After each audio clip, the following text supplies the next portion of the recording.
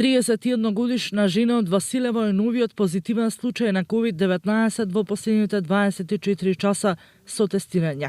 Од Центарот за јавно здравје од Струмица денес се информира дека жената, која е со позитивен тест, не е поврзана со ниту еден кластер од претходно регистрираните во Центарот. Лекарите се позагрижени дека речиси сите регистрирани случаи во Струмица се од различни кластери.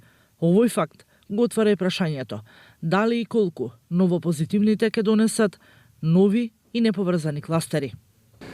Се јавуваат како спорадични случаи од различни места, од различни села кои што се во општините што ги набројав, и во Струмица интересно се јавуваат.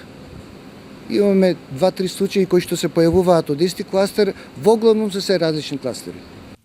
Од почетокот на пандемијата со COVID-19 само во Струмица се регистрирани вкупно 39 позитивни случаи.